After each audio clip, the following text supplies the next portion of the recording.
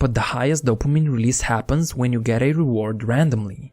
One such example is playing on a slot machine in a casino. Even if you've only been losing money until that point, you eventually expect to get a bigger reward. You just don't know when it could happen. And in today's digital society, we are flooding our brains with unnaturally high amounts of dopamine on a daily basis, even if we don't know it. Some examples of high dopamine behaviors include scrolling through social media websites, playing video games, watching internet pornography, etc. We anticipate some sort of reward with each one of those behaviors. That's why we're constantly checking our phones. We expect to see a text message or some other notification, and we know that eventually we're going to receive it.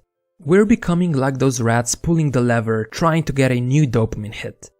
And you might think, oh, so what? It's not like it's harming me in any way. But you would be wrong. Our bodies have a biological system called homeostasis. It means that our body likes to keep internal physical and chemical conditions at a balanced level. Whenever an imbalance occurs, our body adapts to it. Let me give you an example. When it's cold outside, our body temperature falls. As a result, we start shivering to generate heat and warm the body. However, when it's hot outside, our body temperature rises, and we start sweating to lose some of that heat. Essentially, our body is looking to maintain temperature of around 37 degrees Celsius or 98 degrees Fahrenheit no matter what. But there is another way homeostasis manifests itself, and that is through tolerance. For example, someone who rarely drinks alcohol will get drunk really fast.